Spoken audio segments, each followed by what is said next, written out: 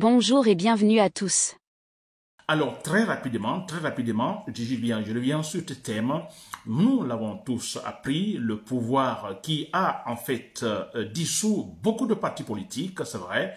Certains sont suspendus, d'autres sous surveillance, n'est-ce pas?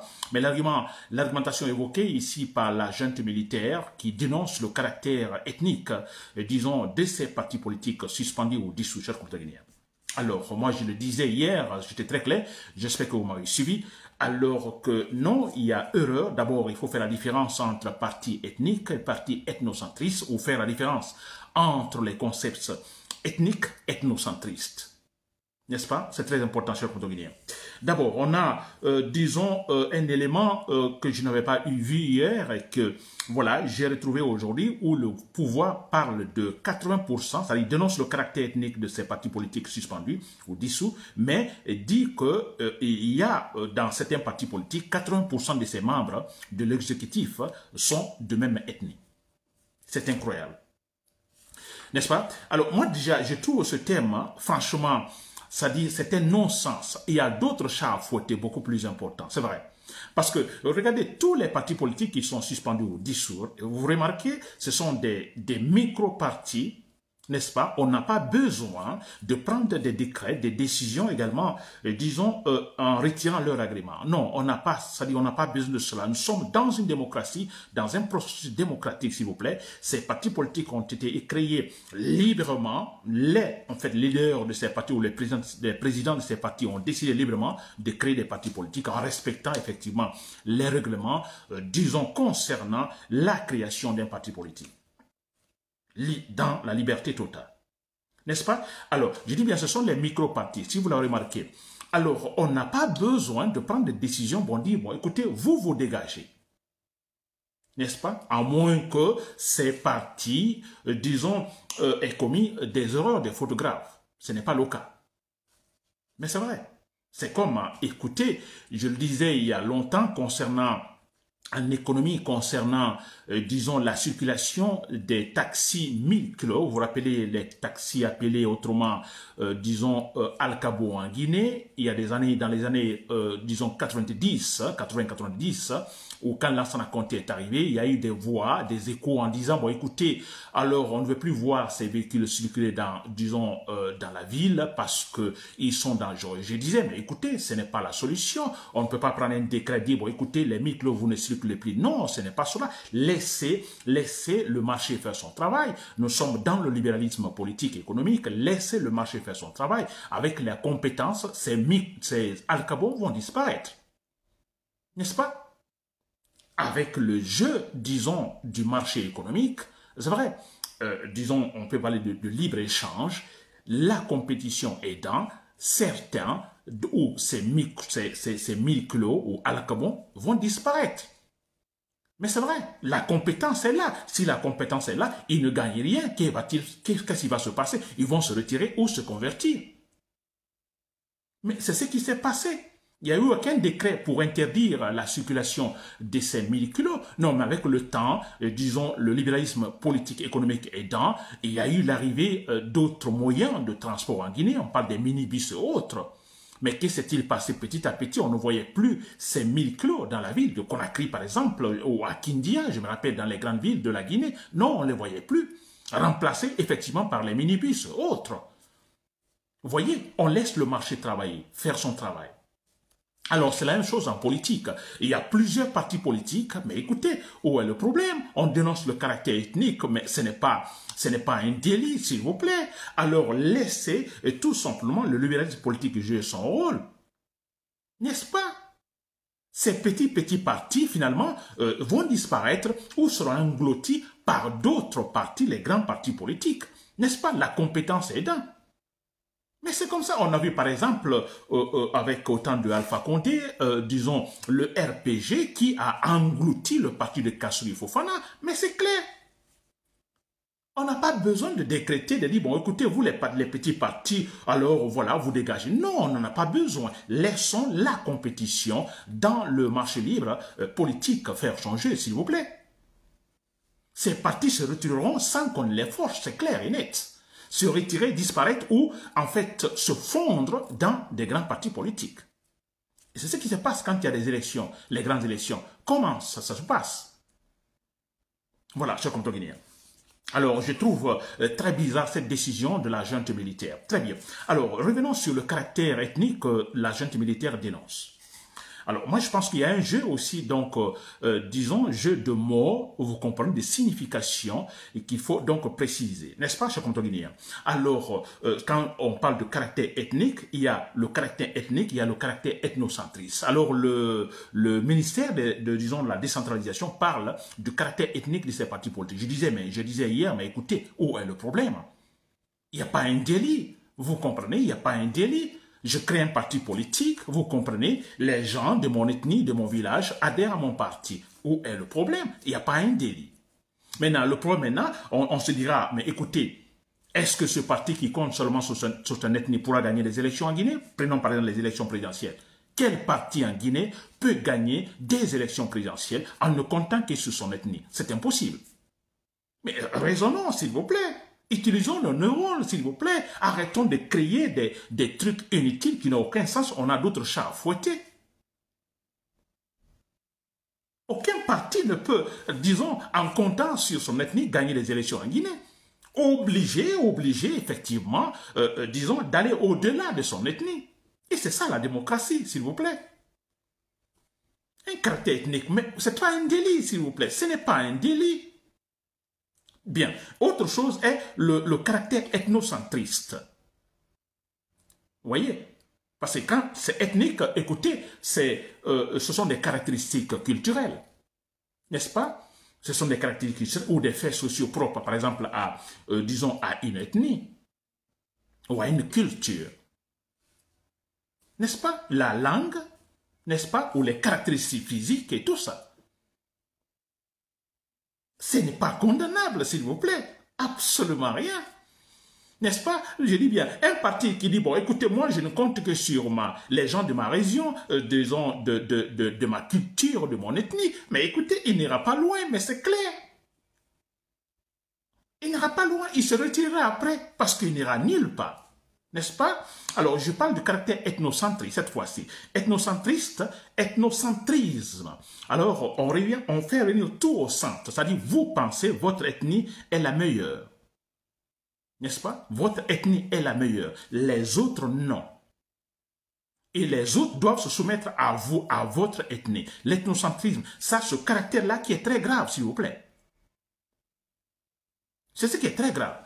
Et quand c'est grave, comme je disais hier, pas pendant que alors vous vous battez pour la formation de votre parti politique ou pour avoir des membres. Non, c'est quand vous arrivez au pouvoir et que vous avez cette idée, disons, votre parti est marqué par ce caractère ethnocentriste, c'est grave, s'il vous plaît. N'est-ce pas? Un parti qui, par exemple, pendant les campagnes, ne compte pas seulement sur son ethnie, mais va au-delà de son ethnie, gagne les élections. N'est-ce pas? Gagne les élections. Je dis par là, en Basse-Guinée, alors un parti national a ses membres en Basse-Guinée, a ses membres en Moyenne-Guinée, en Haute-Guinée, en Guinée forestière. Il gagne les élections. Maintenant, une fois au pouvoir, il fait apparaître ce caractère ethnocentriste. N'est-ce pas? En disant, je suis, notre ethnie est la meilleure, je ne compte donc que sur mon ethnie. Vous, les autres, vous devez vous soumettre. Ou, tout simplement, vous convertir. Ou parler ma langue. Ça, c'est ce qui est grave, s'il vous plaît. Le caractère ethnocentrique, c'est ce qui est grave. Le caractère ethnique, non, s'il vous plaît. Alors, autre chose est que, alors, vous, je dis ça aussi hier, c'est très facile. Vous comprenez, tout ça, ce sont je ne sais pas comment, des calculs, disons, mensongers de Dansa Kuruma et autres qui l'accompagnent. Parce que ça n'a aucun sens, s'il vous plaît. Créer de bonnes lois. Créer de bonnes lois. Quand il y a de bonnes lois, on a des véritables structures politiques solides et consolidées. Aucun parti qui arrive au pouvoir ne peut manifester tout simplement des colorations ethniques au pouvoir ou ethnocentristes. C'est impossible. Parce que vous savez que là, il y a des lois. Comptez sur votre ethnie pendant les campagnes. Faites ce que vous voulez. Arrivez au pouvoir, vous ne pouvez pas parce que vous savez qu'il y a un obstacle. Vous êtes obligé, parce que là, vous êtes en ce moment un parti national, vous, le chef qui vient au pouvoir, il est chef de l'État. Mais c'est pour tous les Guinéens, pour tout le monde. Mais franchement, je ne comprends pas ces décisions prises actuellement par ce gouvernement. C'est quand même incroyable. C'est pas possible. Le caractère ethnocentriste, le caractère ethnique, c'est normal. Où est le problème? Où est le problème? Je suis de Beila, je suis Koniaké, je crée un parti politique. Dans ça, écoutez, qu'il y ait plus de Koniaké. Mais où est le problème? Mais c'est normal, on ne peut rien contre cela. Maintenant, quand j'arrive au pouvoir et que je me dis, je ne compte que sur ces Koniaké. Mais là, c'est autre chose. Je ne pourrais pas le faire parce que sachant déjà qu'il y a des lois, qu'il y a une constitution qui interdit cela. Je n'ose pas. N'est-ce pas? Très bien, cher compteur guinéen. Voilà, donc j'ai vu donc ce discours que 80%, disons, des membres de l'exécutif sont composés, disons, de la même ethnie. Mais c'est votre problème, ça. Mais franchement, je ne comprends pas. Ça, c'est le règlement intérieur d'un parti politique. Vous comprenez? D'abord, non seulement ce n'est pas le cas, dit 80% des membres, mais ce n'est pas le cas. Et même si c'était le cas, mais où est le problème? Ça ne vous concerne pas. Ça, c'est le règlement interne d'un parti politique. Maintenant que ce parti qui doit arriver au pouvoir, vous voyez, et c'est là, parce qu'il y a les lois qui l'attendent. Pourra-t-il se comporter, c'est-à-dire transférer ce comportement ethnocentriste ou ethnique dans le parti, 80% de ses membres de l'exécutif sont de même ethnie, et transporter ça au niveau de l'exécutif national? Vous pensez que cela est possible? Il ne peut pas le faire. Arrêtez de fanfaronner la junte militaire. Vous fanfaronnez. Il y a d'autres choses beaucoup plus importantes à régler maintenant. Responsabiliser les gens de l'État. Et comme j'ai donné comme titre, donner de bons exemples de bonne gouvernance. C'est ça votre travail. Maintenant. C'est raté, hein? Mais c'est ça que vous devez faire. Vous ne le faites pas. De bons exemples de bonne gouvernance. Vous le faites. Un président honnête, sérieux, qui respecte les règlements, il donne de bons exemples. Je vous assure, aucun de ces ministres, personne ne pourra dérailler, sachant que le président, le chef, d'ailleurs, lui, il est correct, il est sérieux, il est honnête. Et quand on est honnête, on est sérieux, vous comprenez, écoutez, on ne blague pas, on ne peut pas tolérer ceux-là qui, en fait, alors contreviennent à la loi. Mais c'est clair, parce qu'on se dit, écoutez, moi je suis sérieux, je suis honnête, je respecte la loi, je ne vole pas, etc. etc. Allez-vous donc tout simplement, je vais dire, accepter que les autres volent sans rien dire? Non. Du moment que vous êtes honnête, sérieux, alors cela sera accompagné effectivement par la rigueur des lois. Vous êtes le président, vous ferez tout que la loi, dans la Constitution, qui est des éléments où la Constitution est tout simplement de la rigueur. Mais ça, c'est logique. Le président, vous donnez l'exemple de bonne gouvernance.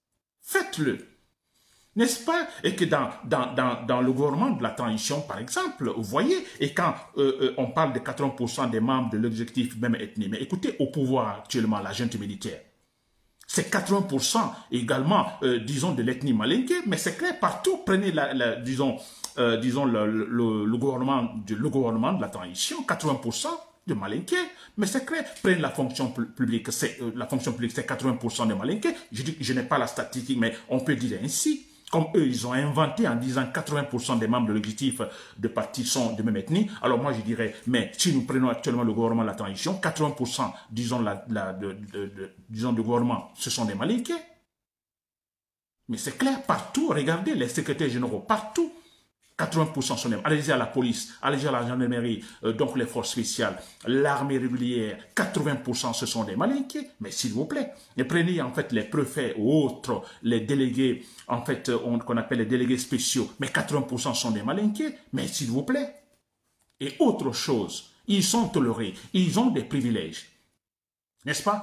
Un peuple, par exemple, qui a des problèmes avec la justice, ou effectivement est vite, disons, traduit devant la justice, ou même condamné tout de suite par rapport à un Malinké. Mais ça, c'est clair. Donc, pas seulement les 80% qui travaillent, qui sont employés, mais aussi qui sont privilégiés par rapport aux autres. Et c'est ça. Donc, on ne donne pas de bons exemples de bonne gouvernance. Et la transition, c'est pour donner de bons exemples de bonne gouvernance. Oh bon Dieu, c'est incroyable, chers compatriotes guinéens. Hein? Alors, chers compatriotes, vous qui me suivez dans l'armée, vous qui êtes prêts à renverser mon nom, parce qu'il faut qu'on le renverse. Vous voyez des idées comme ça, de l'inintelligence pure, on n'ira nulle part. Ils ne réfléchissent pas, ils prennent des décisions sans réfléchir. Un parti ethnique n'est pas condamnable. Il n'y a aucun délit, s'il vous plaît. Il n'y a aucun délit. Attendez que ce parti arrive au pouvoir. D'ailleurs, s'il peut gagner, il ne peut pas gagner, mais s'il arrive au pouvoir, pensez-vous qu'il pourra imposer ce caractère ou, disons, ce comportement, disons, ethnique au pouvoir à l'échelle nationale, sachant qu'il y a des partis plutôt qu'il y a une structure politique très solide qui surveille réellement, rigoureuse, il ne pourra pas. C'est incroyable, cher compatriotes. Alors, donnez, Mamadi Doumbouya, vous donnez, Mamadi Doumbouya, le Premier ministre Baouri, vous ne pouvez pas nous convaincre déjà, vous ne pouvez pas nous convaincre dans sa Nkrumah, vous ne pouvez pas nous convaincre dans sa Nkrumah. Vous avez soutenu Alpha Condé, n'est-ce pas? Alpha Condé est arrivé au pouvoir, n'est-ce pas? Il a manifesté ce caractère ethnique, ethnocentriste au pouvoir. Alpha Condé, son discours, vous l'avez suivi pendant la campagne en 2018, vous l'avez écouté, n'est-ce pas? Quand il disait, écoutez, ne votez pas pour Sedan Diallo, ne votez pas parce que ce sont des étrangers. Et quand on empêchait Sedan Diallo de rentrer à Kankan pendant la campagne, c'est quoi cela? C'est l'ethnocentrisme pur. Alors, ce que moi je veux dire à Mamadi Doumbouya, donner de bons exemples, pour terminer, donner de bons exemples de bonne gouvernance. Vous voulez empêcher, disons, empêcher les partis ethnocentristes en Guinée ou ethniques? C'est votre souhait. Alors, s'il vous plaît, qui avez-vous remplacé au pouvoir? Alpha Condé. Ce parti RPG, a gouverné de manière ethnocentriste, 100% la Guinée, pendant 11 ans. Ethnocentrisme pur. Alors, si vous êtes, vous êtes vraiment sérieux, si vous, les membres de ce gouvernement de la transition, vous êtes vraiment sérieux, alors la première des choses, c'est prendre des sanctions contre le RPG d'abord.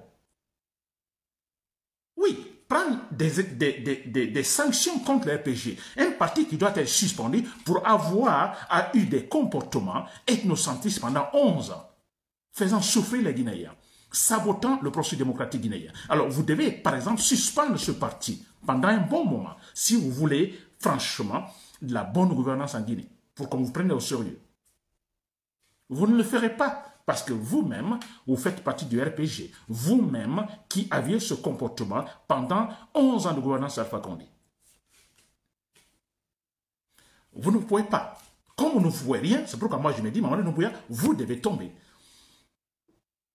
Chers compatriotes guinéens, chers compatriotes dans l'armée, il doit tomber, il ne pourra rien, il n'a pas la formation, il n'a pas la compétence, il n'a rien, disons, même la psychologie politique, hein, je ne dis pas qu'il n'a pas, mais il ne peut pas l'avoir, ni aujourd'hui ni demain. Parce que c'est des ethnocentristes à 100%, ethnocentristes 100%. Ils se disent que nous, les Malinqués, nous sommes les meilleurs. C'est ce qu'ils se disent. Ah, ils sont clairs, il faut retourner au temps de Sékou Touré, un Malinké, un ethnocentriste pur, Sékou Touré. Vous l'avez compris. Ils se battent pour cela. Et maintenant, ils sont là à parler de partis politiques ethniques, s'il vous plaît. Quel contraste. N'est-ce pas?